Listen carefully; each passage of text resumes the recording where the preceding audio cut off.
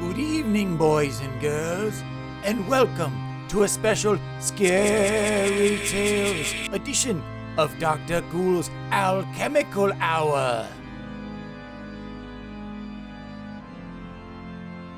Today, my little dark ones, during the Alchemical Hour, Dr. Ghoul will be teaching you the cure for vampirism. Now, I'm not condoning or condemning that lifestyle, but being a vampire is more difficult these days, especially finding a victim after hours with the pandemic-related curfews most cities have imposed.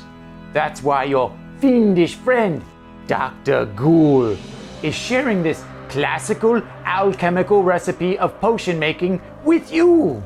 The ingredients you will need for the vampire cure are nightshade flower petals, garlic, vampire ashes, lizard blood, and bloodgrass. Vampire ashes are likely to be the most difficult ingredient to obtain for the uninitiated. Difficult, but not impossible. For my fellow South Florida residents, I recommend the Hialeah Flea Market or the Swap Shop. Just whisper the incantation, pour the sangria, thirsty no more, and you will be mysteriously guided to the right booth. Let's get started. No nightshade? Out of ashes? Where's the bloody bloodgrass? I know the witch didn't take it. The witch never takes the bloodgrass.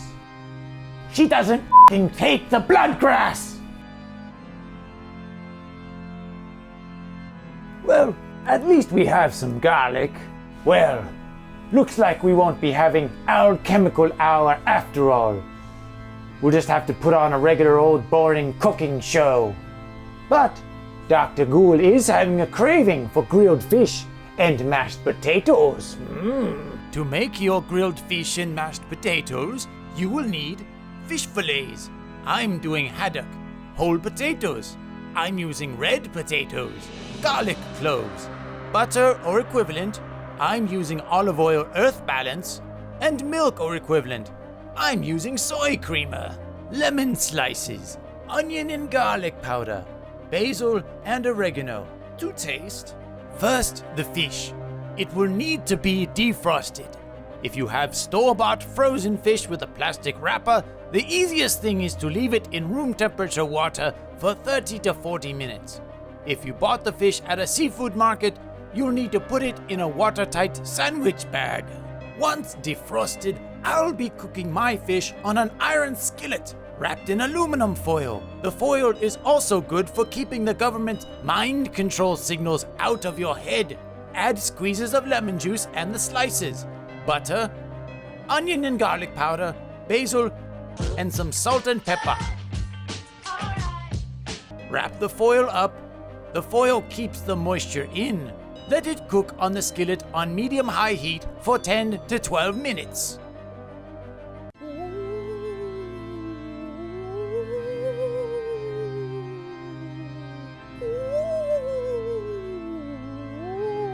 Jesus, Frankie, you scared the bejesus out of me.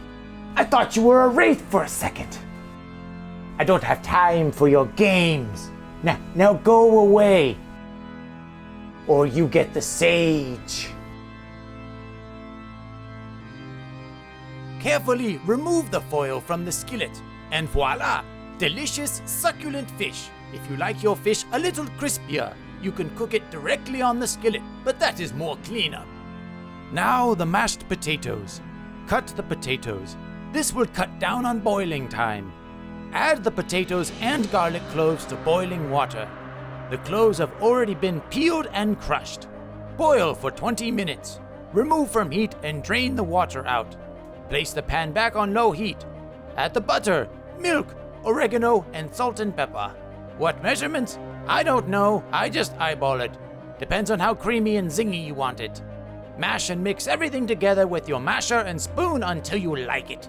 Should I take a photo of it with the fish? Too bad. I already ate the fish.